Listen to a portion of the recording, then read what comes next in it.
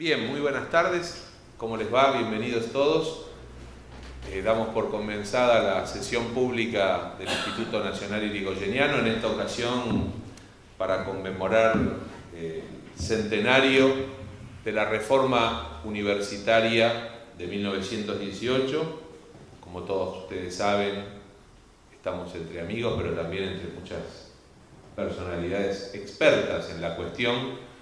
Por eso no cabe sobreabundar en aquello que todos conocemos, en la trascendencia cultural, educativa, política, institucional, social que tuvo la reforma universitaria, no solamente en el país, sino más allá de nuestras fronteras, pero fundamentalmente en el continente latinoamericano, y la trascendencia que inclusive interpretó cabalmente aquel que es el patrono de la institución en la que nos encontramos, que es el doctor Hipólito Yrigoyen, que encabezó el proceso democratizador argentino iniciado en 1916, con la primera elección por sufragio popular, que lo llevó a la presidencia, y que tuvo que doblegar a través de esos años, sobre todo en ese primer sexenio, el de 1916-1922, distintos plegamientos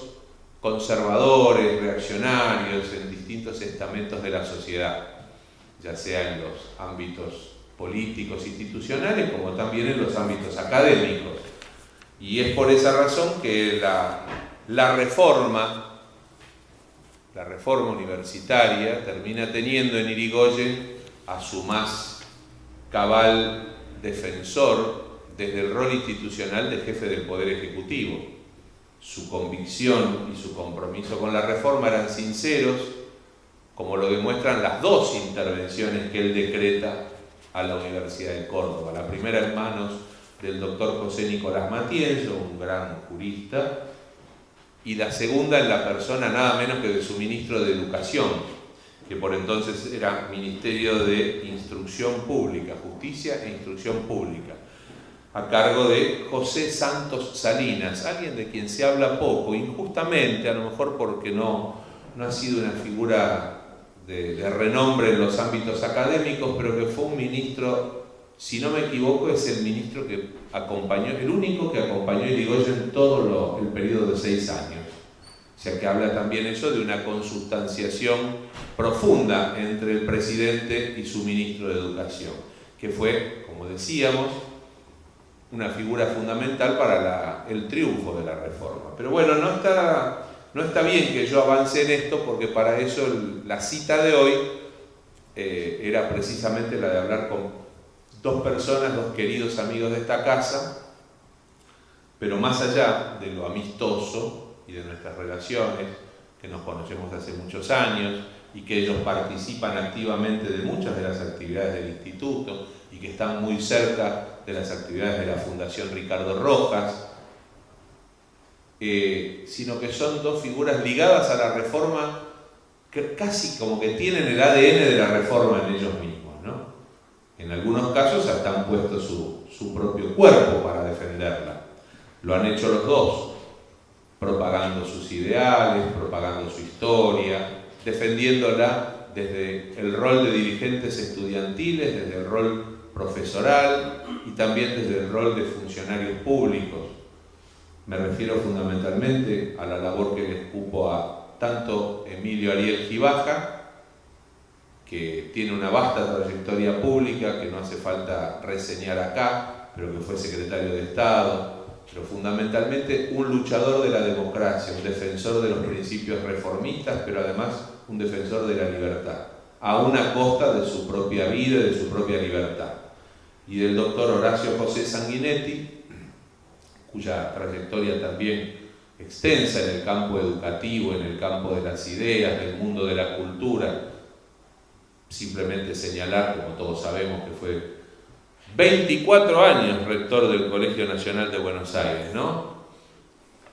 Y unos años dirigió el Teatro Colón. También fue ministro de Educación de la ciudad de Buenos Aires, de la ciudad autónoma de Buenos Aires, y por supuesto profesor titular de varias casas de altos estudios, y también un difusor de la idea de la reforma.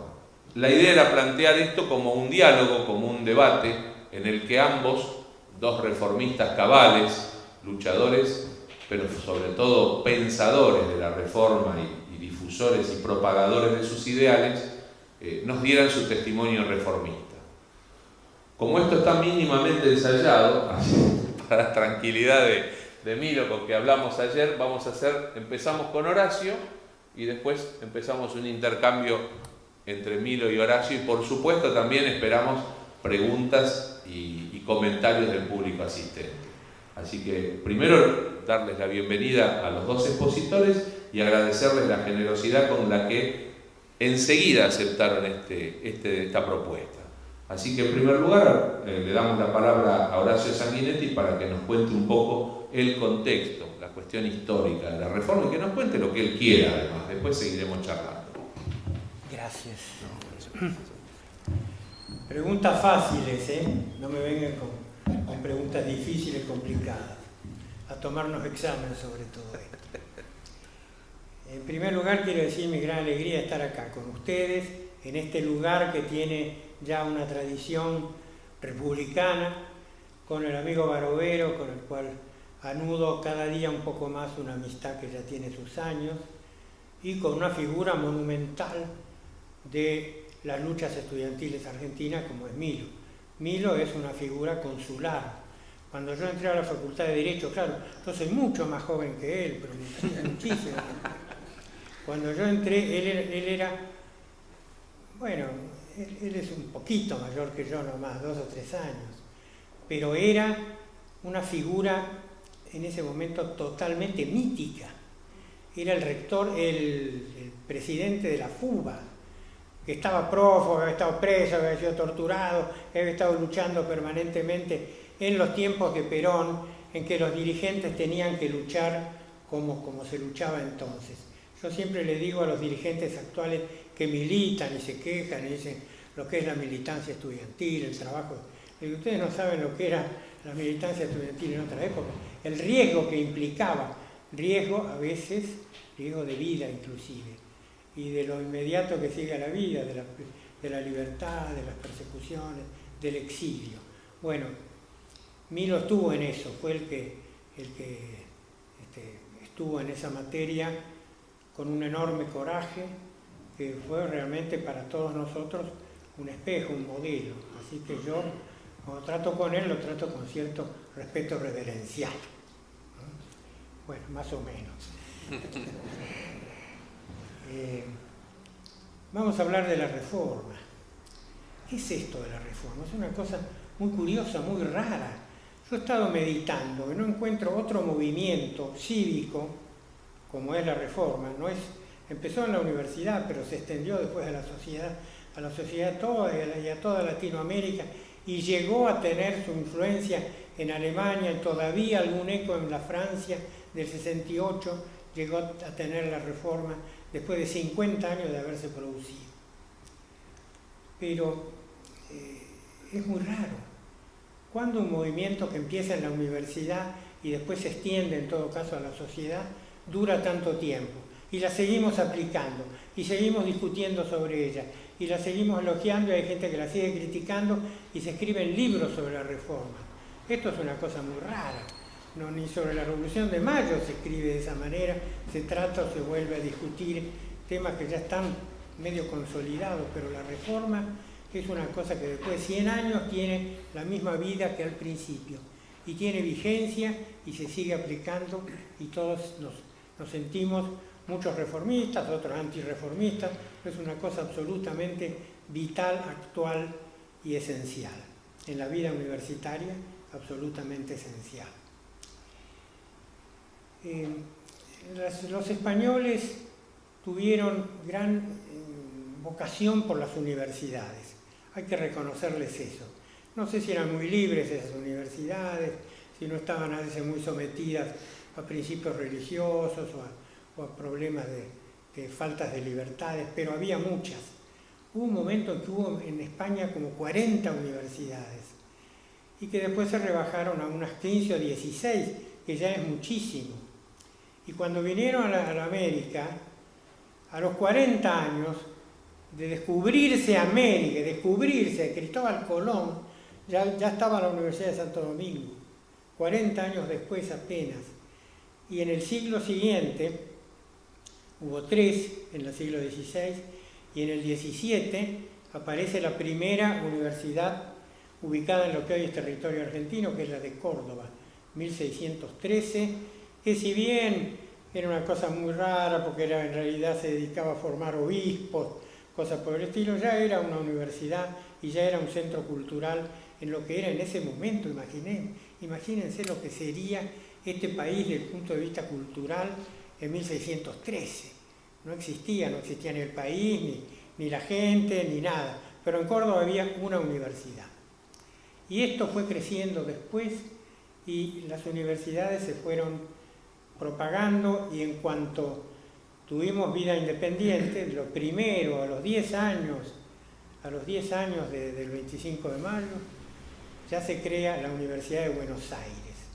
Esta universidad, en 1821, es obra básicamente de Rivadavia, de Martín Rodríguez, del presbítero Sanz y de una serie de gente que vio la importancia que tenía para este país tener un centro cultural de esta envergadura. El colegio ya existía hacía mucho y era un centro cultural formidable. Esa manzana, la manzana de las luces, donde estaba toda la actividad intelectual del país concentrada en una manzana, fue realmente de una gran importancia. Después, bueno, tuvo sus más y sus menos, sus avances, sus retrocesos. Hubo ese gran patriota, don Juan Manuel de Rosas, que era un hombre profundamente cultural, que quería la universidad y quería sobre todo eso, pacífico, tolerante, en fin, y que es una figura que, de todas maneras, nadie es totalmente malo ni totalmente bueno, tiene sus cosas que corresponde considerar. Y que fue nuestro mandamás durante tantos años, y que, bueno, privatizó la universidad. Fíjense ustedes, no la cerró, la privatizó. Oí algo de eso después, en algún presidente que hablaba de privatizar la universidad, le gustaba eso de que el Estado tuviera que pagar la cultura, les costaba mucho. El Estado para Rosas servía para, digamos, cultivar o pagar sus fuerzas armadas, su policía, todo eso, pero que no se pretendiera darle a eso una jerarquía intelectual ni cosa por el estilo. A ver, siéntense, caballeros, bienvenidos, 2 ilustres reformistas de la mejor cepa. Gracias. Tomen asiento, por favor. Pero vamos a avanzar sobre todo esto porque la reforma todavía no aparece. Lo que sí aparece pronto, cuando se crea la universidad en el año 21, es el Departamento de Derecho. Es decir, había un departamento jurídico desde el primer momento, que tuvo su trabajo, su actividad, y que se desarrolló junto con la universidad, integrando la universidad, y que fue entonces prácticamente la facultad inicial.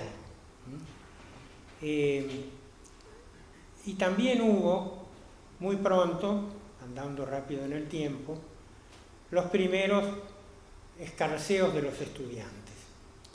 Los estudiantes han motorizado a veces con su violencia, llevada generalmente por principios de justicia,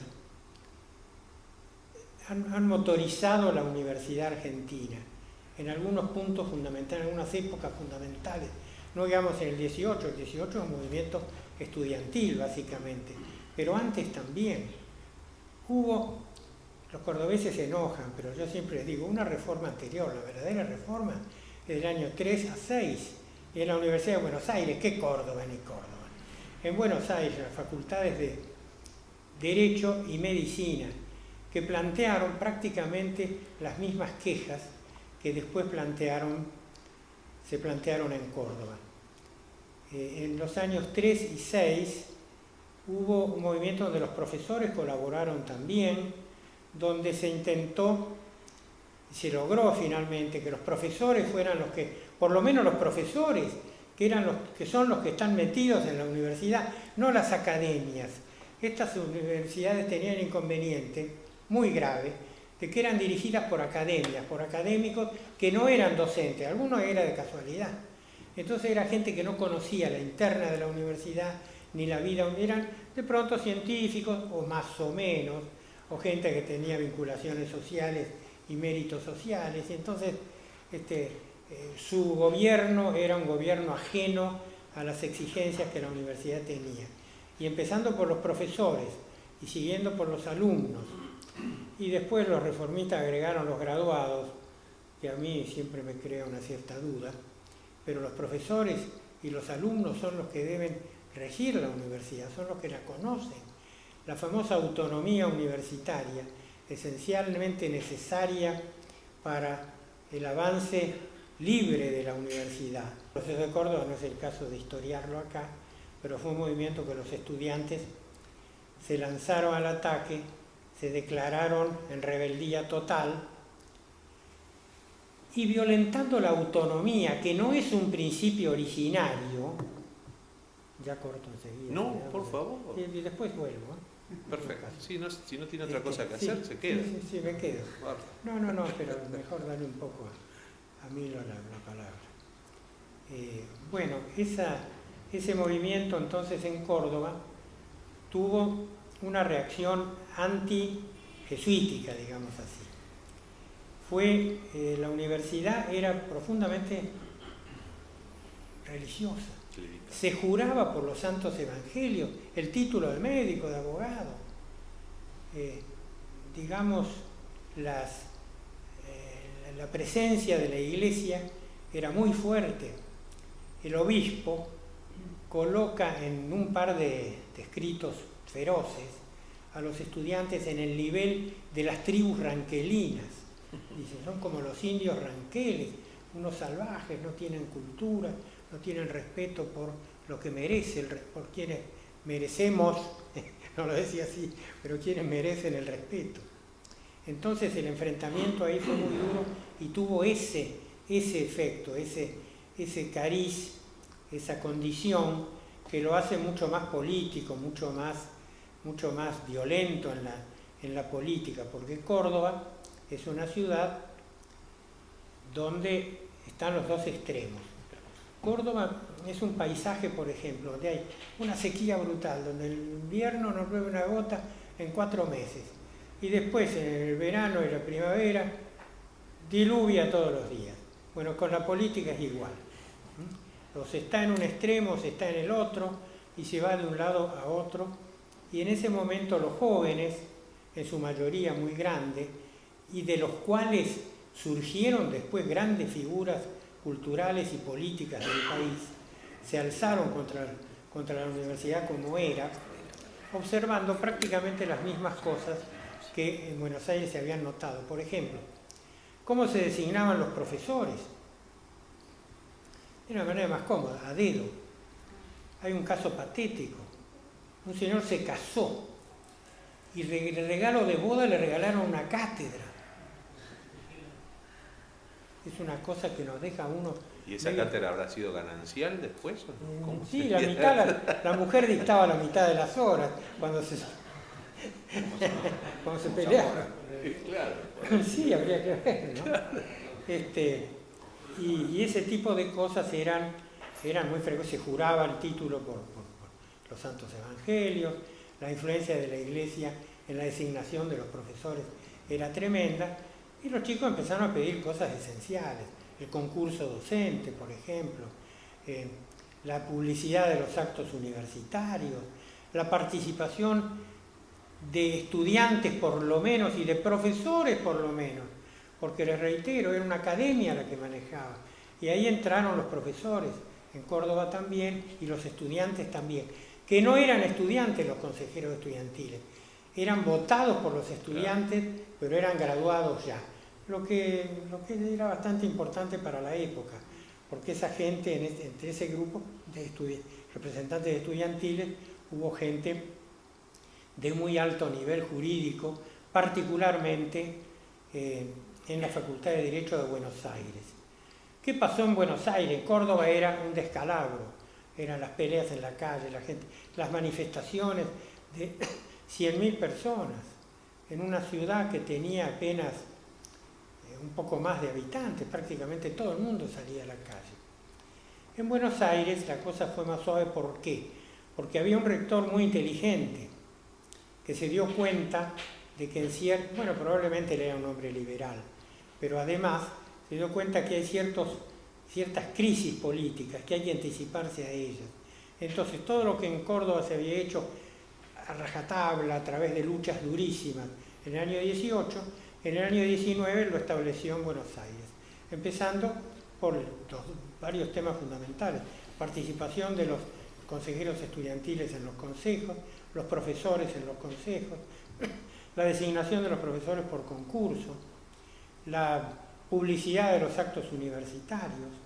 Y entonces eso llevó a que en Buenos Aires no hubiera ese año 19 ni en el 20 una tremenda pelea que significó inclusive la rotura, casi la quema de la universidad. A mí me contaba Juan Filioy, que era estudiante secundario en ese momento, y ya cuando yo hablé con él tenía 101 años, que él y otros amigos habían entrado al Salón de Actos, que es el más hermoso del país, y donde estaban los cuadros extraordinarios de los antiguos rectores, y estaban haciendo fuego para prenderle fuego. Cuando entró Deodoro Roca con Saúl Taborda, y lo sacaron a empujones, porque no se trataba, por supuesto, de prenderle fuego a la universidad, de prender un fuego intelectual en todo caso sí, pero no un fuego físico.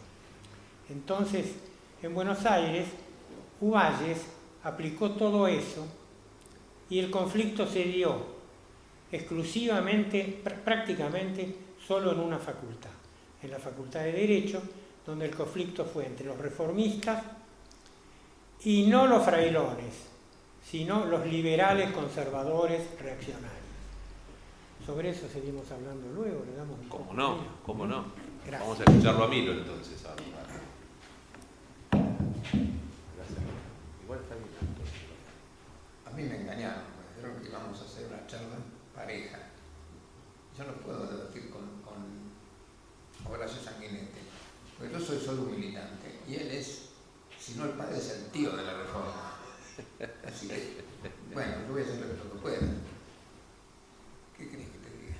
Contanos un poco de tu militancia. Déjame decir a mí solamente, ahí está. Cuando yo entré a la Facultad de Derecho, la figura de Milo era histórica, mítica, así que no me vengas a decir que vos no podés hablar conmigo, porque sos mucho más importante que yo en la universidad. Estás en la cómoda, ¿sí?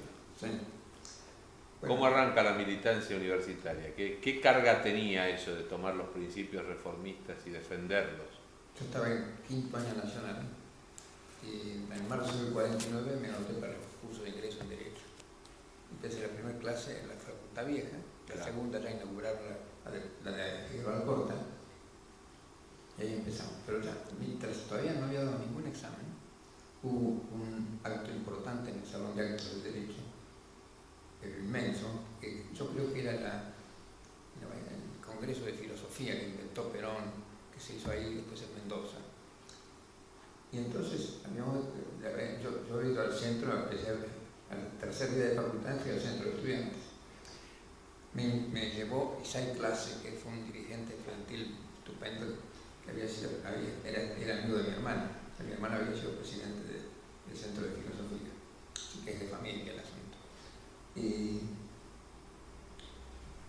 en ese mi primer año, yo todavía estaba en el secundario, el centro decide hacer una volanteada para informar algunas cosas que pasaban. Por supuesto, repartimos los volantes, estaba repleto, todo de personalidades, y salimos corriendo. Y después del bar, me pone el pie un portero, y me agarran, me meten en un baño, me dan unas pepiñas, no te digo. Y los muchachos me llevaron a ver al decano, que era Las Canas, que era una basurita, pero tenía buenos modales. Digo, ¿pero qué le han hecho a mi hijo? ¿Qué sé? Y no sé, me dieron una cruz, una Coca-Cola y otra cosa. Bueno, así empecé.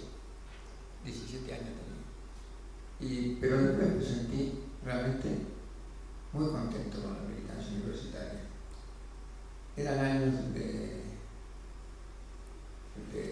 peligro, de temores, pero también eran años de amistad, de solidaridad, mucha valentía,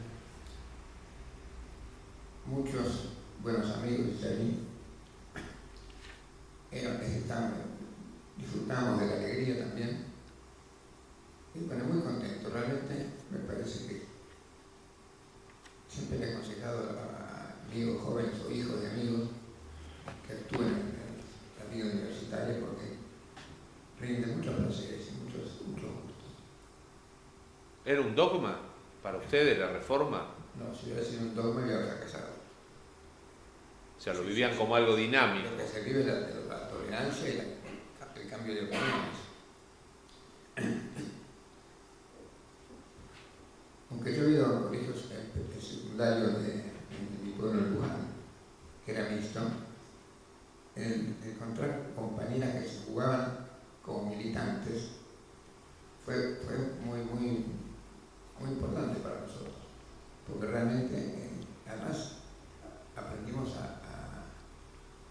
que la militancia, que era para todos los machistas, era una cosa de hombres, podían estar las mujeres también y que lo hacían bien. ¿Cómo era eso del centro de estudiantes, de la federación? Vos presidiste la FUBA. Sí. ¿Entre qué años presidiste la FUBA? Era en el 54.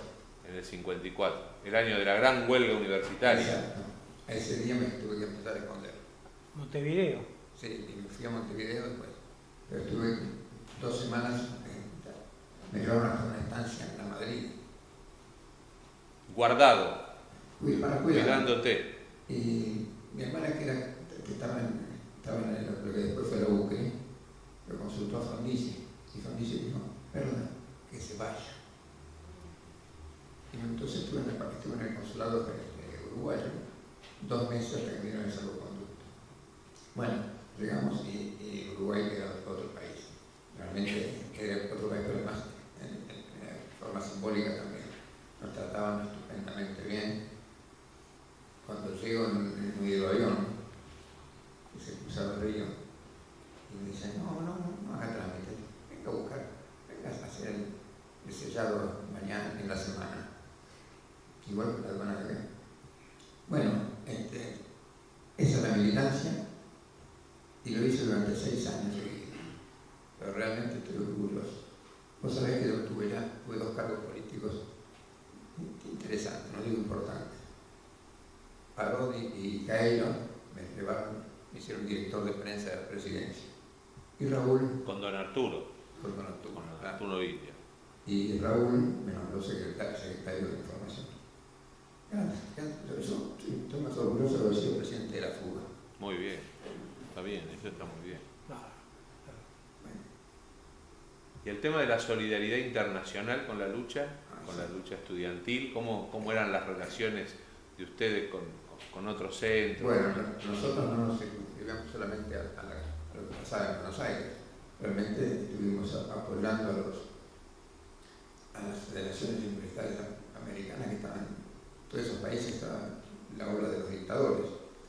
Y nos ocupamos mucho y culminó el asunto con un viaje a Paraguay, organizado por la FEU, que es la Federación Universitaria de Uruguayos, y fuimos más o menos 20 personas, 15 personas, 11 muchachos y 3 chicas. Y los uruguayos mandaron 2 personas también. Bueno, empezamos a hacer actos y aparecía la policía. Me daba cuenta que nos conocían. Era la policía de Stroessner, pero conducida por el petizo Peraltó, que había sido el capo de la alianza antes de que... Así que nos la pasamos bastante mal.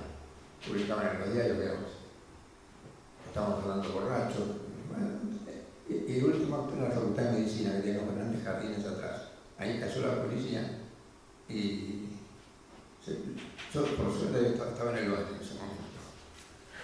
Me retuvieron a todos los demás. Y yo iba a ver al embajador. El embajador era Joffre, el padre del Ricardo. Felipe, ¿no? Joffre, sí. Y yo le exigía que solucionara el problema.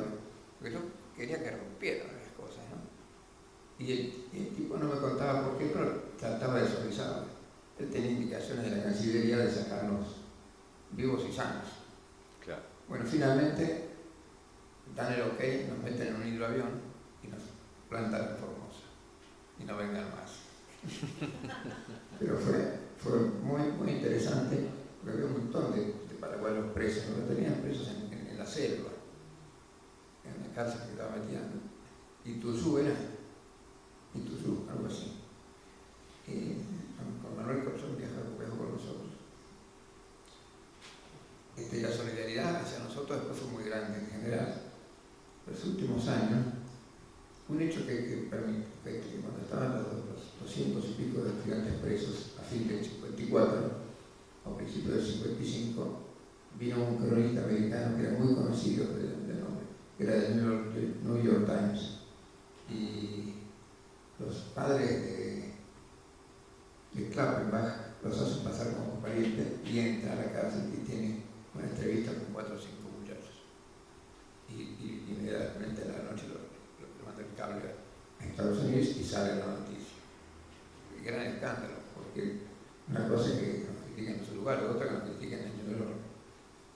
Pero empezaron a libertar a la mayoría de ellos. Y solidaridad se daba perfectamente, constantemente. Nos apoyaban muchísimo. Vinieron visitantes, vinieron los cubanos, vinieron italianos a Buenos Aires que nos ayudaban.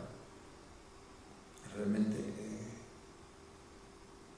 podemos hablar de solidaridad obrero estudiantil. Contá un poco el tema de la relación obrero-estudiante, ¿cómo era en ese entonces? Ese es un entonces? postulado de la reforma, que es muy difícil, porque se hizo difícil, sobre todo después del primer tiempo que los sindicatos todos estaban ocupados por el peronismo. Entonces ahí no había nada que hacer, pero teníamos buen nexo con los marítimos y con los ferroviarios. Con los ferroviarios, en agosto del 51, se preparó una gran huelga de la fraternidad, de los maquinistas y foguistas. Y nos piden colaboración para la difusión. Entonces nos dan un montón de paquetes de folletos, de volantes, y varios de derecho nos encantamos en eso. Y nos empezamos por Vicente López, Olivos, La Lucila, todas las estaciones, digamos. Y después de San Isidro fuimos a Boulogne, que era lo último que teníamos que decir. Y le tomaron el número de la patente. Al día siguiente empezaron a buscarnos. Estaba Felipe Bernardelo, que era el presidente del centro, Félix Luna, el historiador, un muchacho uruguayo que era el dueño de auto, y yo. Bueno, pues cuando deteniendo nos llevaban a la comisaría de Boulogne. Y cada noche interrogatorio. Y ahí se presentaron cosas bastante tristes y divertidas. ¿Puedo contar algo? ¿Puedo contar algo? Después sigo. Claro. Cuando Milo era secretario de Información Pública, recuperada la democracia en febrero de 1984, recibe una carta que le dice: estimado doctor, soy el funcionario policial que tuvo la obligación de interrogarlo en 1951, circunstancia que no he podido olvidar. Durante años me persiguió el insidioso recuerdo como una puñalada, y aunque después supe que le habíamos curado el asma con el procedimiento electromecánico que le aplicamos entonces, nunca dejé de sentir un cruel remordimiento. Ahora, al reconocerlo a usted en los periódicos, no puedo menos que manifestarle mi admiración y mi simpatía, así como mi más profundo arrepentimiento por aquellos excesos de juventud que ambos protagonizamos dialécticamente de tan insólita manera. Quiera Dios que aquellos procedimientos sean definitivamente basura del pasado y que los argentinos conozcamos en el futuro la aventura de decenios y decenios pletóricos de paz, fraternidad y democracia. El destino me ha traído al final de mi vida a la provincia de Córdoba, donde tengo un campito. Nada me haría tan feliz que un generoso signo de su parte para el alivio de mi atormentada conciencia. Y le da los datos. ¿Qué te pareció? ¿Qué sentiste cuando recibiste esta carta? Me vino bien, pero no reaccioné como debía haberlo hecho. Tendría que haberlo invitado a la Casa de Gobierno, llevarlo adelante de la sala de periodistas y que contara él también. Que diera el testimonio. De Parecida a la carta de arrepentimiento de Perlinger, sí, bueno. dirigida a don Arturo poco antes que muriera, ¿no? El arrepentimiento Sí. por el golpe. Sí, pues. En este caso, más dramático porque es un arrepentimiento de algo que te provocó un daño físico a vos. Bueno, me dicen que me curó. Claro. Procedimientos médicos. Electromecánico. Un médico me dijo, no, pero que tuvo ahí es un shock adrenalínico. Tenía miedo, yo la pucha, tenía miedo. ¿Y quién no va a tener miedo si metes los dedos en el enchufe? Claro. Pero fue muy duro. Falucho de una reunión, nos sacaban de la celda y te vendaban los ojos y te llevaban a la cinta para simular que había escaleras y cosas así. Y venía la sesión de Picana con el interrogatorio. A nosotros nos habían contactado, en ese caso, Miguel Ángel Zabarotti, que era diputado radical, y Emilio Carreira, un viejo dirigente socialista. Así que, como sabíamos eso, tratábamos de derivar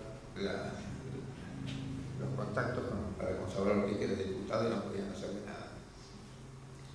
Pero a Falucho lo venían trayendo y venía gritando. Y cuando abren la puerta y lo tiran en un colchón que habíamos logrado tener, dice, ay, grita, ay, disparó, puro grupo, muchachos, puro grupo. Y se venía riendo. Pero el verdadero quedó muy líquido. Y a los pocos días cayó Juan Ovidio Zavala, el Rubio Zavala, el sobrino de Miguel Ángel. Y a él lo torturaron bestialmente, mucho más que nosotros. Y se incorporó con nosotros en órganos. Pero, no sé, ¿qué otro recuerdo de esto? Hay una cosa simpática. Yo estaba vendado arriba de una mesa. Y se nota que entra alguien y dice, mira este hijo de puta, con ese físico quiere ser terrorista. Te hago una pregunta que tiene que ver con esto. Tiene que ver con la valentía.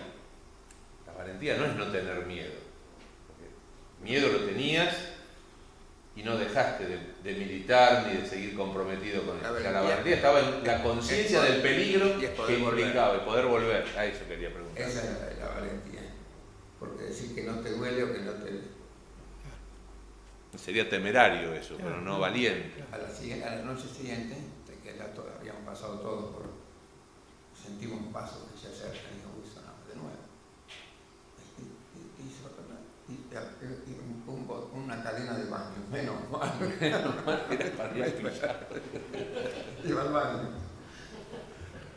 Menos mal, bueno. ¿Qué diferencias hubo para vos entre la Reforma y el Mayo francés? Mirá que te saco del tema, pero te tiro algo de lo que veníamos hablando. No, está bien. Tienen algo de similar, que fue la reacción, el gesto inicial, cómo se plantea, y la educación de jóvenes, primero estudiantes, después también el sector obrero se adhirió.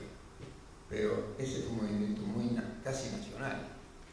La Reforma fue un hecho protagonizado por estudiantes y continuado por estudiantes. Y se transfirió al exterior, se fue contagiando en sectores estudiantiles. Así que tienen distintos orígenes, similares al comienzo, pero de distintas razones.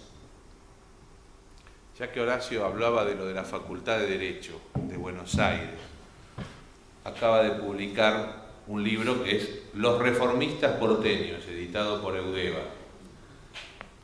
Lo empecé a leer ayer, a la noche, después que nos encontramos, y casi lo tengo terminado. Es apasionante. ¿Por qué no nos cuenta un poco de esa generación, de lo que fueron esos personajes de la Universidad de Buenos Aires que fueron los adalides reformistas. Sí, yo recordaba que en realidad en la Universidad de Buenos Aires, por la acción de Uvalle, fue mucho más suave que lo que había sido en Córdoba. Pero la Facultad de Derecho tuvo una característica. En la Facultad de Derecho hubo un decano reformista, Mario Sáenz, que en los años 20, 21, 22 parecía que estaba enrolado dentro del movimiento general de la Reforma. Pero hubo allí algún proceso que no fue del todo limpio, algún proceso electoral donde, según me contaban quienes habían actuado entonces, podría haber habido algún anticipo de las cosas que después pasaron electoralmente en el país. Y el decano que resultó electo fue nada menos que Ramón Castillo. Ramón Castillo, el viejo Castillo, ya era viejo, tenía 30 años, era viejo. Bueno, no tenía 30 años, tenía bastante más. Un poco más. Sí, pero me parecía mayor también. Parecía mayor siempre con esa expresión un poco ausente. Pero no estaba nada ausente, sabía bien lo que quería. Él y todo un grupo docente muy reaccionario que actuaron contra los profesores reformistas, lograron vencerlos electoralmente, yo no sé muy bien con qué armas, y tuvieron la mayoría del consejo directivo. La minoría, en cambio, eran 8 profesores, la minoría eran 4 alumnos, que en realidad eran ya graduados, y que eran los 4 de los reformistas. El debate que durante 10 años, hasta la Revolución del 30, se produce en la Facultad de Derecho es absolutamente memorable. Salía en páginas enteras de los diarios, en Crítica, por ejemplo, le dedicaban un par de páginas enteras, mucho más que a los debates en el Congreso. Tenían una fuerza y una energía y una audacia y a veces una falta de respeto muy evidente. Y los profesores primero resistieron, lucharon un poco y después se refugiaron en el silencio, porque estaban totalmente dominados intelectualmente por los más jóvenes, eran graduados también. Y ahí habían llegado, para colmo, Carlos Sánchez Viamonte y Julio B. González, que eran graduados de La Plata. Entonces no tenían ningún respeto reverencial por los profesores de Buenos Aires, que no habían sido profesores de ellos. Mi padre era otro consejero, él había estudiado acá, tenía muy poco más de respeto. Agustín de Bedia, Emilio Viagos, las grandes figuras que fueron en ese momento consejeros y que los volvieron locos realmente, los dejaban mudos. Hay 2 o 3 anécdotas muy extraordinarias, yo recuerdo 2 que son, bueno, discúlpenme, son de mi padre, pero muestran el sentido con que ellos trabajaban. Un día un profesor dice que los consejeros estudiantiles son gente nueva, son gente que no tiene antecedentes, que no son hijos de nadie, que son, bueno, hombres nuevos. Entonces mi padre empezó a pensar y vio que Lafayette era hijo de nadie. Salvat, ¿de quién era hijo? No había ningún papá Salvat que fuera de la aristocracia. En cambio, Carlos Sánchez Viamonte era una línea aristocrática fenomenal. Julio B. González, hijo de Joaquín, y varios más. Agustín de Bedia, los de Bedia, ¿qué les parece? Y echó de ver con espanto que él era el único tano, venido de Rosario, que no tenía ningún antecedente patricio. Entonces dijo, porque le habían dicho los consejeros estudiantiles son hijos de nadie. Entonces él dijo, los consejeros profesorales son los que son hijos de nadie. Los consejeros estudiantiles, con excepción del consejero Sanguinetti, descendiente de piratas genoveses, le gana a la delegación profesoral por 10 generales a 0, lo que es otro tremendo escándalo. Y otra vez hubo también algo que alguien que habían dicho, Sánchez Viamonte decía cosas terribles y la barra los aplaudía, los ovacionaba, entonces echan a la barra y uno de los profesores dice: los consejeros profesorales solo se prenden como los fósforos de madera en su propia caja. Este señor, para su desgracia, con todo el respeto digo, tenía algún problema abdominal que lo llevaba a desabotonarse los botones superiores del pantalón y arrimarse a la mesa así para que no se viera, eran todos hombres, de todas maneras mujeres no había. Y entonces se prenden en su propia caja. La velocidad mental, Sánchez Viamonte le contesta: nos prendemos donde nos raspen. Dice usted, ¿qué respuesta en el acto? Y mi padre le dice: bueno, en realidad los consejeros profesorales no se prenden en ninguna parte, con lo cual se armó un escándalo tremendo, porque era muy evidente a lo que él se refería. Ese tipo de cosas ocurrían, pero esos son los aspectos exteriores, humorísticos. Lo que se hizo ahí fue extraordinario. Las cosas que se obtuvieron, el concurso de profesores, la incorporación de profesores como Rafael Bielsa, que no lo querían nombrar los profesores de la mayoría. Nombraban a un señor Bullrich, que era, en fin, tuvo un hijo, plantó un árbol, yo creo que nunca escribió un libro, ¿verdad? Pero eran figuras muy mediocres, y Bielsa es el padre del derecho administrativo. Entonces, lograron hacerlo entrar a Bielsa de suplente. El titular fue Bullrich, el suplente, pero puso un pie. Y así fueron haciendo y logrando una cantidad de cosas, pese a lo difícil que era el manejo con esta gente que era, que estaba dispuesta a todo, como después se demostró. Y así se llegó a los años 30, a comienzos de los años 30, el decano, que era Juan P. Ramos, íntimamente reaccionario, fue destruido por los estudiantes, lo echaron finalmente. Y hubo una elección y ganaron los estudiantes, ganaron los profesores, no sé bien lo que pasó. El nuevo decano fue Alfredo Palacios, nada menos. Estaban todos encantados, pero estábamos en el año 30. 6 semanas después se produjo el golpe del 30 y todo ese gran esfuerzo que se había hecho para lograr una facultad reformista se fue también al demonio, y las autoridades que entraron, interventores y demás, se ocuparon de liquidar todo lo que se había conseguido. Así fue que durante los años 30 la facultad tuvo un repliegue intelectual, moral muy grande, hubo fraude en las elecciones, hubo persecución, el caso de Peco, que creo que mencioné recién. Lo hablamos antes de la charla, estamos hablando de... Peco fue expulsado de la Universidad de La Plata, y entonces inmediatamente la Facultad de Derecho también lo expulsó, con la misma falta de fundamentos totales.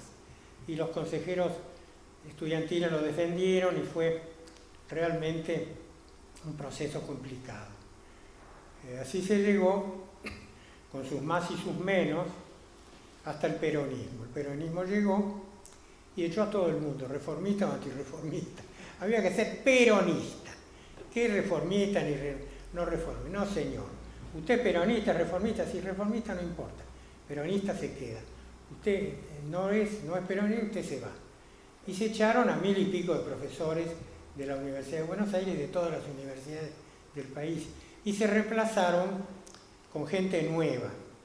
En ese momento Perón, con buen criterio creo, pero todavía de una manera precaria, trataba de fortalecer la industria nacional. Y había algunos productos que se llamaban flor de ceibo, que era la flor que había sido declarada la flor nacional. Entonces, como esos productos eran nuevos y estaba bien, empezaban, pero eran muy malos, como eran tan nuevos se rompían siempre, no funcionaban. Entonces flor de ceibo era precisamente era un profesor flor de ceibo, ¿verdad?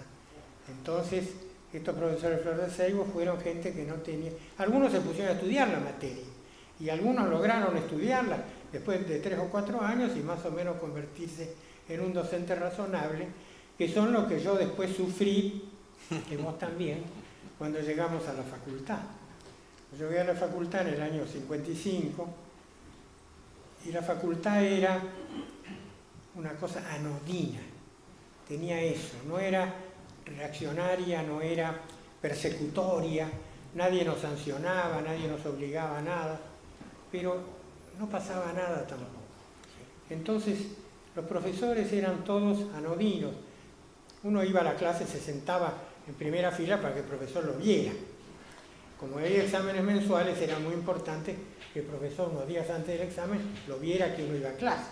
Entonces había que sentarse en primera fila y hacer gestos y levantar la mano. El profesor lo miraba, después lo reconocía y lo trataba mejor. Bueno, y esa era toda la relación que teníamos con los docentes. Los docentes que yo tuve eran, no que no supieran, sino que eran anodinos, eran profesores que no provocaban mayor entusiasmo en nada.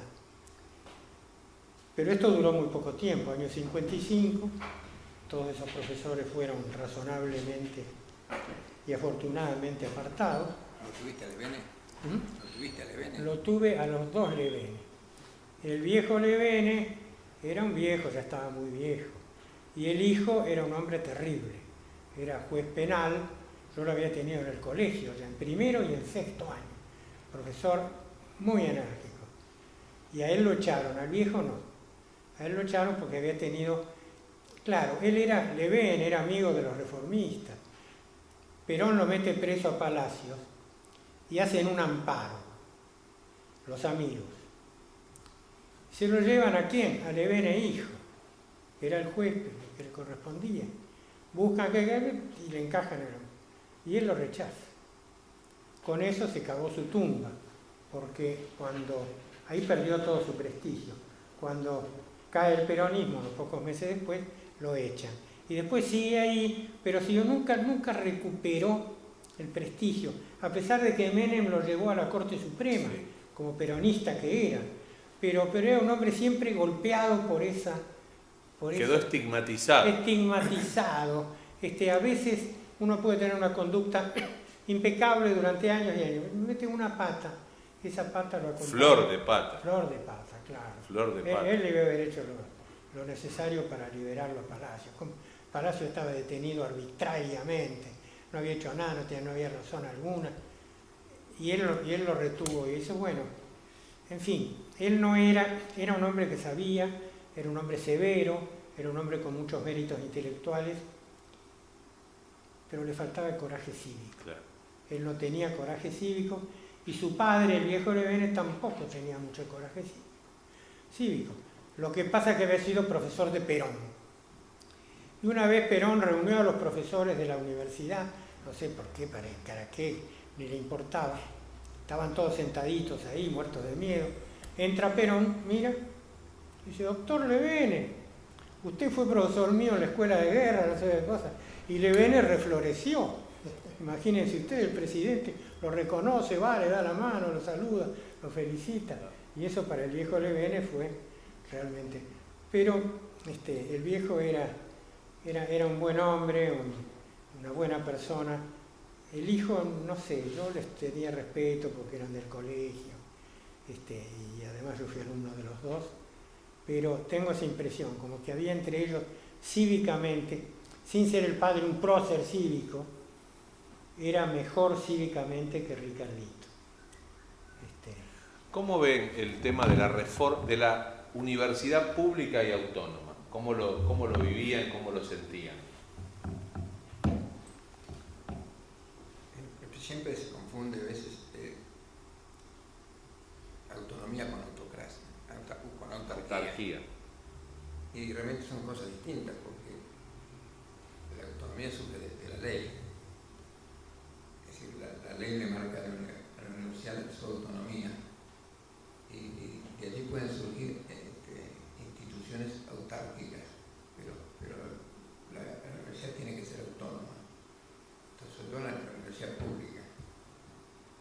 Lo que pasa es que con el peronismo universidad no era del país, era del gobierno. En los debates en el año 47, que se votó la ley universitaria, que modificaba la ley Avellaneda, prácticamente se dependían de las universidades del ministro de Educación del momento. Así que no prosperaba ningún proyecto modernizador o amplio para las cátedras, ni cátedras libres ni cátedras paralelas. Para nosotros nos da que la autonomía es casi fundamental en las universidades. Y ese era otro postulado de la reforma.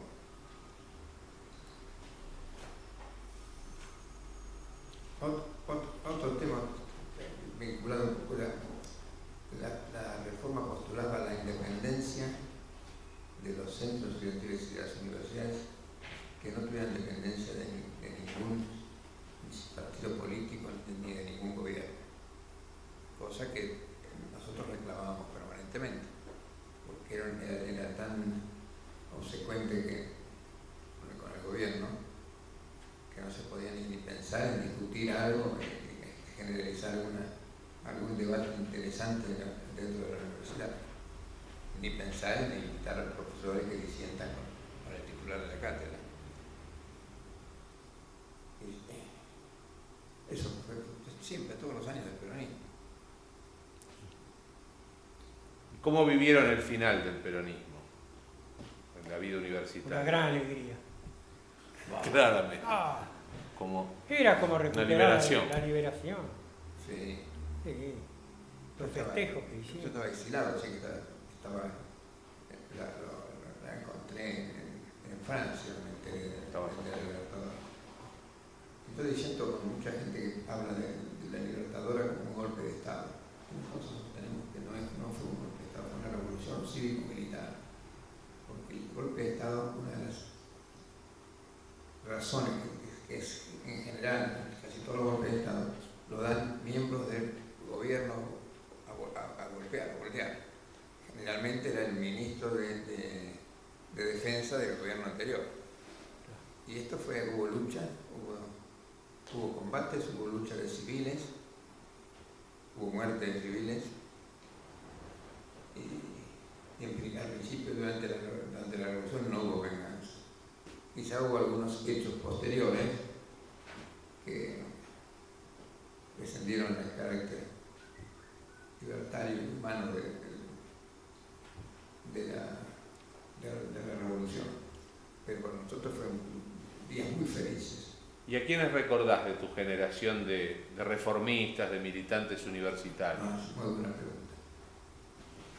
Había un sector de jóvenes que habían empezado sus luchas estudiantiles en el 45 y 46. Y después se apartaron un poco, pero en el 49 volvieron y ayudaron a los jóvenes a recuperar los centros. Porque en ese apartarse, los comunistas, los estudiantes comunistas tomaron casi todos los centros y algunas federaciones.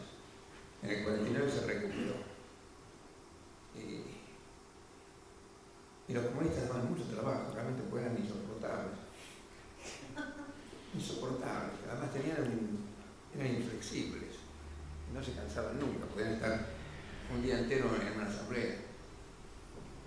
Por suerte, en el 52, Perón consiguió, se amigó con la Unión Soviética, y entonces los comunistas directamente se empezaron a defender a Perón, nada más. Derecho como heredero. Como con Videla después. Claro.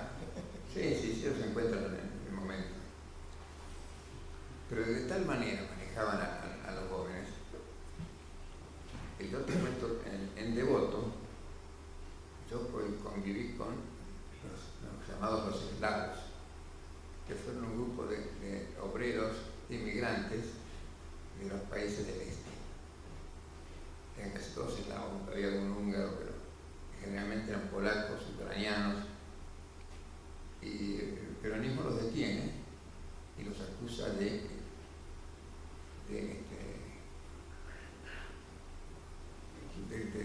violencias y expulsa del país, pero los países de origen, todos de la opinadía no los aceptan, que me justifiquen por qué los echan. Y el gobierno le ofrecía a los pobres eslavos que los ponían en la frontera de Bolivia o de Uruguay o de Chile, y el partido no se lo permitía. Se tragaron 4 años. Así, gente buena, gente humilde, se bañaban a las 6 de la mañana en invierno con las ventanas, no había vidrios. Muy buena gente, pero bueno, tenían sus posiciones, se discutía mucho. A la tarde en general se juntaban 2 camas y se hablaba, nosotros con ellos. Y hubo una anécdota, no sé quién habló de Sartre, y entonces dijo, no, es un asqueroso, no puede ser. Y algunos de los democráticos lo defendían. Sartre se afilia a la Tercera Internacional a lo del 51, eso ocurrió en el 52. Y viene Babaygou, que era el abogado del Partido Comunista, y tiene una charla con ellos. Y al día siguiente, Sartre no era tan asqueroso, tenía sus cosas positivas, era ambicioso, era un buen ejemplo para la juventud. Pero directamente sin disimulo. Los reformistas de tu generación, los nombres que vas a hacer. Sí. Bueno, de los que venían del 45, Selicha, que era presidente de FUA en el 43, que mandó una carta rabiosa al presidente de la República, no sé si era Ramírez o era Farrell. Bueno, eso motivó una expulsión de todos los muchachos de la Federación. Arancel era del litoral, y un montón de profesores que se adhieren a la fuga. Otro, Germán López, nuestro amigo, que fue presidente de la FUA en el 46, viajó en el tren de la Unión Democrática. Los se dividieron en La Plata, estaban los amigos de Balbín y los amigos de Frondizi. Con Balbín estaban los Reinelli, que eran 2 hermanos, los Aramboure, y con Frondizi y Noblia estaban los intelectuales, Julio Llanarte, Pérez Aznar, Tonelli, Calcaño, gente de primera, pero bueno, le decíamos los troscos a ellos nosotros. Como mala palabra, ¿eh? Sí, sí. Pero eran una línea muy capaz y después lo demostraron casi todos en la actuación pública. Bueno, Reineri, brillante dirigente, un orador estupendo, y Gerardo Andújar, anarquista, presidente del Centro de Filosofía, muy brillante, además y gran tipo. Tengo una anécdota de Andújar. El 27 de junio, cuando él ya se había levantado Campo de Mayo y habían cruzado la General Paz, aunque algunos correligionarios nuestros creían que no pasaba nada, ya los soldados se estaban acercando. Y me viene a ver Gerardo Andújar. Me dice, ¿qué pasa? ¿Si pasa esto? Bueno, vengo del sindicato de los marítimos. Están muy calientes, quieren ayudar. Me dijeron que si querían venían 5 o 6 o más, pero armados, a defender al viejo. Ese era un tipo. Y bueno, después el francés Bourret, amigo de todos. Jorge Yuyo Bourret. Jorge, sí. Son tipos que lo recuerdan. Alexis Latendorf, que terminó mal, pero fue un dirigente de primera.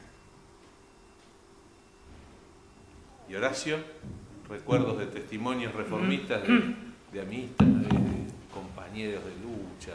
A mí me tocó una época mucho mejor, digamos, desde el punto de vista personal. Claro. Entré en el 54 en la Facultad de Derecho, y en el 55 las cosas cambiaron esencialmente y pasamos a ser miembros de los consejos directivos, a ejercer el gobierno, a ser muy respetados y a llevar la gente que estimábamos a los puestos de mando. José Luis Romero, que es el hombre más extraordinario que yo he conocido en mi vida, por razones intelectuales y morales, fue propueto por la fuga para rector de la universidad. Se eligió después a Ricieri Frondizi.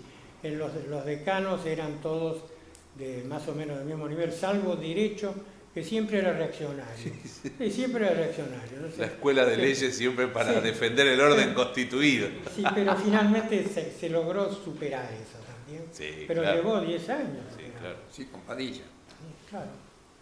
Y yo tuve grandes amigos ahí con los cuales trabajé, con Alberto Siria, uno de los hombres más inteligentes que yo he conocido, con el cual trabajé varios libros, publiqué varios libros.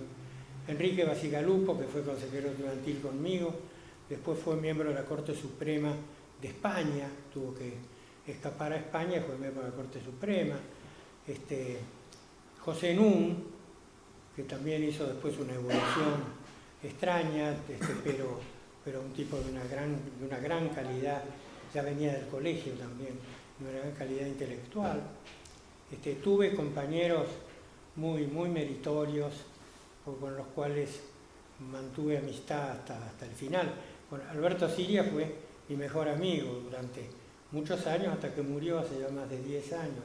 Jorge Banossi, que es como hermano mío, en fin, a pesar de que es un poco menor que yo, pero coincidimos en la facultad.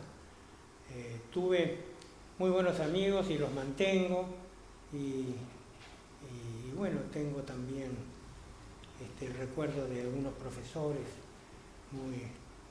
muy distinguidos que tuve, no en la época peronista. En la época peronista los profesores eran todos mediocres, pero después mi gran maestro fue Mario Justo López. Mario Justo López, profesor de Teoría del Estado, que fue mi maestro, y la carrera que yo seguí, la materia que yo seguí, y de la cual soy profesor titular, de lo que era la cátedra de él. Elijo también ahora, que es un valor muy importante. En fin, Jorge Sáenz, que fue decano. No sé, se me escapa en este momento, pero mis amigos son de la facultad, más que del colegio. En el colegio no tuve tan buenos amigos, porque además después uno se iba a medicina, otro a ingeniería, claro, y nos dejábamos de ver, pero en cambio nos encontrábamos en Derecho, aunque no hubiéramos sido compañeros en el colegio. En Derecho sí, además, como todos pensábamos parecido, estábamos en el movimiento universitario reformista, y ahí, por razones cívicas y por razones intelectuales y por razones del mismo origen, tuve con muchos de ellos una amistad muy grande que sigo manteniendo. Alberto Siria. Banossi es hoy uno de mis más grandes amigos, ¿no? Además le ha alargado la vida ahora, Jorge. Sí. Debe estar chocho. Sí. Lo acaba de bendecir a los 100. Pero por supuesto. Eso es como si fuera un hermano mío. Bueno, sí, eso es. Y dado que estaba Manuel Corchón, yo te iba a preguntar, Milo, iba a aparecer, aprovechar el momento, porque ustedes constituyeron en determinado momento algo que fue la Fundación 5 de octubre de 1954. Que es el día... Contalo. En octubre del 54, en la Facultad de Ingeniería se está haciendo una asamblea del Centro de Estudiantes, la línea recta. Una asamblea de estilo, decíamos, en el patio central de la vieja facultad. Y entró la policía que quiso sacarlos a patadas a todos. Bueno, ahí se declaró la huelga. Ya cayeron los primeros presos. Se declara la huelga en Buenos Aires, se pliega La Plata, se pliega Córdoba, se pliega todo el país. Y realmente, eso en octubre del 54, empiezan a salir en libertad en febrero, marzo del año siguiente. Y se generalizó. Y realmente el movimiento universitario, esa huelga, da los frutos, porque cuando asume Donaldi la fuga, lo visita y le dice, no, la fuga, Buenos Aires y les lleva una terna para que nombraran rector y interventor. La terna era José Luis Romero, José Babini y Fatón. Bueno, inmediatamente Filósofo. Lonardi nos nombra el primero en la terna. Rarísimo que los militares no lo acepten, pero fuera así. Había demostrado mucha importancia el movimiento estudiantil. Y está al comienzo, la intervención de Romero, da comienzo a los 10 años brillantes de la Universidad de Buenos Aires, que termina con la noche de los botones largos. Romero, Reicieri, Fernández, ¿cómo se llama? Fernández Long, Dario. que era Olivera también. Y Fernández Long, que era humanista, y a él lo aprovecha el movimiento de Onganía. Pero realmente se creó la editorial universitaria, comenzaron a hacer algunas cosas de extensión universitaria en la isla naciente. La extensión universitaria. Universitaria, y florece la universidad para cuando viene el ignorante de Onganía, todo vuelve atrás. Pero vuelve atrás al 43.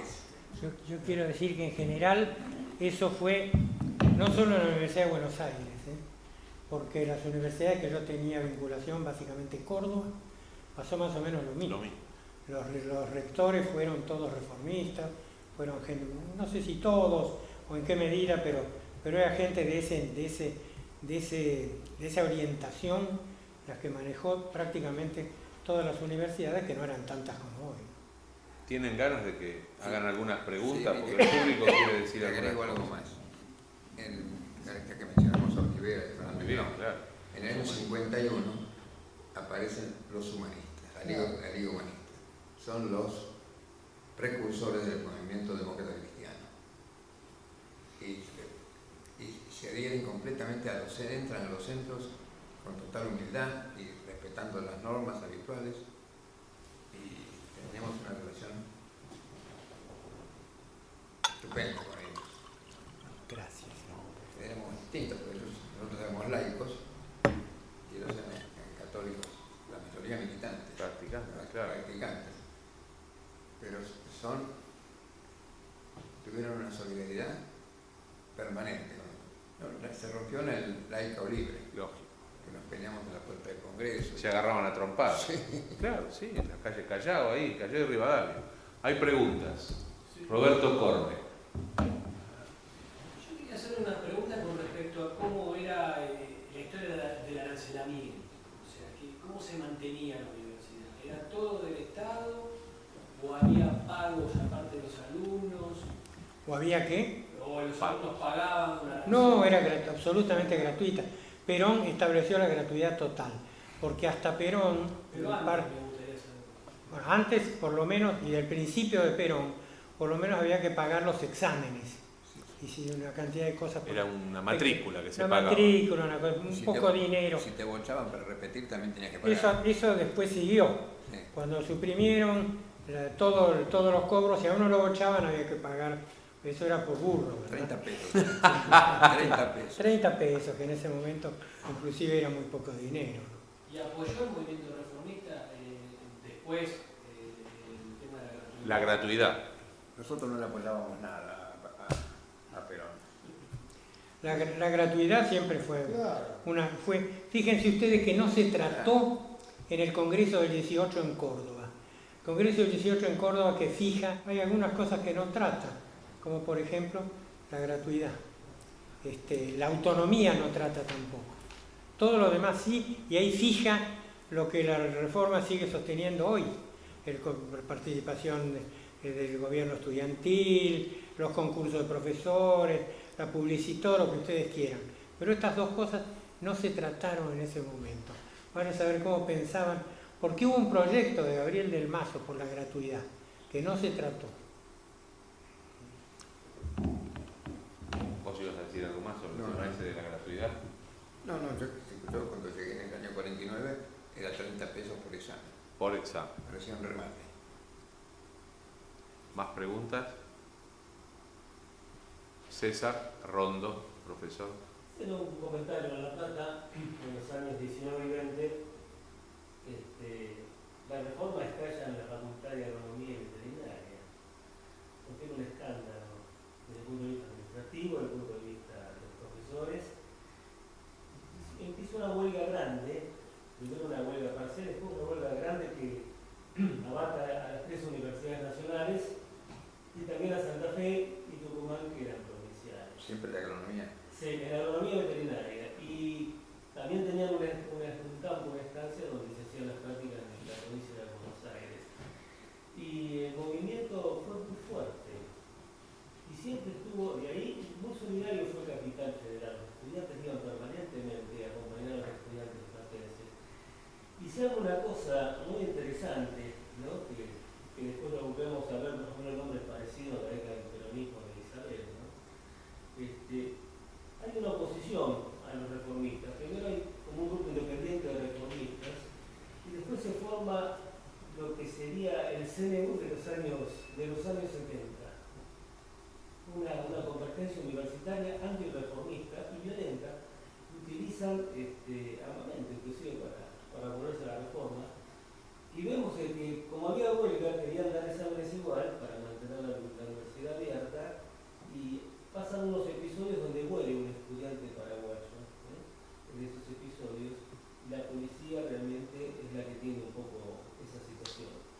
Pero el profesorado no reacciona, el rector de Rivarola tampoco reacciona, y en un momento le pide Irigoyen la intervención, y eso exacerba más a los estudiantes en La Plata. Pero ha sido más violenta que tal vez la cordobesa, la de La Plata, y estoy mirando ya hay unas cositas y realmente ya que haya muerto no es una cosa menor y aparentemente a mitad del 20 la cosa se va a solucionar y toma mucho el estatuto platense va a tomar mucho supuestamente de lo que es la UBA, ¿no? De la Universidad de Buenos Aires, y aparece la figura de Matienzo también como quien hace los informes sobre las solicitudes del estatuto. Eso quería comentar por La Plata. Yo siempre le pregunto al doctor Sanguinetti, cuando lo tengo cerca, que cuente la anécdota del ministro de Educación de Irigoyen, de José Salinas, cómo llega ministro, qué tipo de figura era. Salinas estaba en una ciudad del interior, no sé exactamente, como si fuera Catamarca, La Rioja, cosas así. Donde lo único... Él era riojano. Sí. Entonces era La Rioja. La única actividad, digamos, por decir, actividad pública que podía tener es que era el corresponsal del diario La Nación, de La Rioja, no tenía ninguna importancia. Mandaba macano. Y no tenía nada para contar. Nada para contar, que había venido un puma, se había comido un guanaco, y bueno. Y de pronto, en La Nación, y Irigoyen plantea esa cosa novedosa de que no se sabía quiénes iban a ser sus ministros. Claro. Que antes siempre se sabía. Ya se sabía 2 años antes. Ahora nadie sabía. El gran problema era ese, ¿qué sí o no? ¿Qué pasa? Bueno, entonces llega un telegrama de este señor al diario La Nación diciendo que tenía noticia quién iba a ser el ministro de Instrucción Pública y que era él. Con lo cual acá Tomarete enloqueció del todo, ya sabíamos que era medio loco, pero bueno, ahora se ha excedido un poco. No le hicieron caso.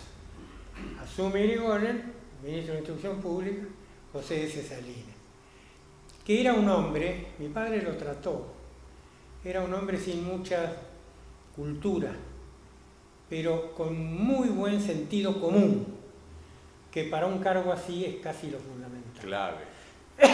Y él fue el interventor en Córdoba, el que solucionó el problema en Córdoba razonablemente, cosa que Matienzo, con ser Matienzo, no había logrado hacerlo. Y fue el ministro de Instrucción Pública.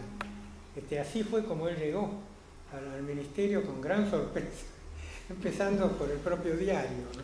Pero Irigoyen no fue inocente, porque los escuchó a los estudiantes. Hay telegramas, hay reuniones con los delegados. Por supuesto, Irigoyen estaba de acuerdo, porque además, ¿qué pasaba? Había logrado, a los conservadores los había vencido electoralmente. Tenía la justicia que daban algunos electores, algunos jueces conservadores. En el Congreso quedaban todavía legisladores, porque como la Cámara se va renovando por mitades o por tercios, pero entonces lo que se plantea que también va a ser el ministro. Entonces él se mata de risa en el diario, no le hace caso. Y bueno, y así fue. Pero él aprovechó esa circunstancia también, políticamente. Claro, él, Irigoyen hablaba poco, lo cual es muy sabio. Sí. Muy sabio. Entonces, no decía nada, pero de pronto se sabía que se había reunido con alguien que representaba algo, entonces todo el mundo sacaba conclusiones. Pero no se sabía qué iba a hacer, quién iba a ser, si iba a intervenir, si intervenía, quién iba a ser el interventor, qué iba a pasar con las distintas cosas, qué iba a hacer con la universidad. Todos le pedían, por ejemplo, la Universidad del Litoral le pedía que nacionalizara, era provincial, le rogaban que nacionalizara, y él no contestaba nada. Pasaron 2 años, 3 años, y un día, páfate, el Congreso lo nacionaliza. Claro. Él hacía esas cosas, y los otros se caían de espaldas. Habían peleado por eso, habían luchado, venían a Buenos Aires, insultaban a los diputados, a los senadores, a los ministros, y de golpe, cuando ya habían desistido, veían que no pasaba nada, ¡zas! Irigoyen nacionaliza la universidad. Nacionalizó las dos. La O del sea, Litoral quedaron, y la de Tucumán. La de Tucumán, quedaron las 5 universidades nacionales al término del mandato de Irigoyen, lo cual era muy importante porque una universidad provincial era siempre medio una cosa subalterna, Claro. subalterna. Usted me da pie, Horacio, para algo que puede decir Milo bien acá, que todos esos grandes líderes reformistas tenían una identidad política, pero se cuidaban mucho de mezclar la actividad de defensa de los intereses estudiantiles, de la reforma, etcétera, de mezclarlo con lo partidario. Y Milo me hizo especial referencia al tema de la independencia de los partidos. Era casi de mal gusto para un reformista que estaba en algún cargo del Centro de Estudiantes o de la Federación hablar de su partido. En general, habíamos muchos, yo me afilié en el año 50, radicalismo, apenas se le era capital, ya era radical, pero nos cuidamos mucho de no hacerlo, porque parecían buscando algo para tu rebaño, ¿no? Los partidos nos ayudaban mucho, nos ayudaban con afiches, con volantes, con impresiones de algún material. También como proponían los defensores. Había dos diputados nacionales que se ocupaban de los presos permanentemente, que eran Ferrer Sánchez y Nudelman. Los 2 diputados radicales por la capital. Sí, pero visitaban las cosas. Sí, sí. Y generalmente nadie mencionaba su posición política extrauniversitaria. Y anduvo bien eso. A mí me chocó cuando en los últimos años tal grupo en medicina es de orientación radical o de orientación comunista o socialista, abiertamente, como un apéndice del partido que estaba. Y los partidos aprovechaban. Cuando ganaba una interna algún sector de ellos, se festejaba y se apoyaba. ¿Alguien quiere hacer una pregunta? La profesora, Nora Kreiner. Yo no quiero preguntar, sino reiterar el homenaje que hicimos en Gioja, en la Facultad de Derecho, al doctor Gibaja, con motivo del taller literario que realizamos sobre la novela de Beatriz Guido, El incendio y las vísperas, donde el doctor Gioja es nombrado jurado junto con Juan Ovidio Zavala. Fue muy emocionante para todos nosotros, el doctor Ortiz y personalmente para mí, que estaba a cargo del taller, tenerlo al doctor Gibaja. Así que ahora que está la señora, que no había venido, claro, yo se lo debía a la señora, lo quisiera reiterar, nada más que eso, y agradecerles enormemente la charla de hoy a los dos, porque ha sido muy, muy ilustrativa. Muchísimas gracias. Así que lo que vamos a hacer es una pequeña formalidad para hacerles entrega de los 2 diplomas a cada uno de ellos, para que hagan lo que mejor les plazca con el mismo, y después le vamos a regalar un librito. Y Milo va a dejar un libro acá en la biblioteca del instituto, de un libro magnífico que escribió con Rodolfo Pandolfi sobre don Arturo Illia. Así que el diploma para el doctor Sanguinetti, el diploma para el amigo Milo. Gracias a ustedes.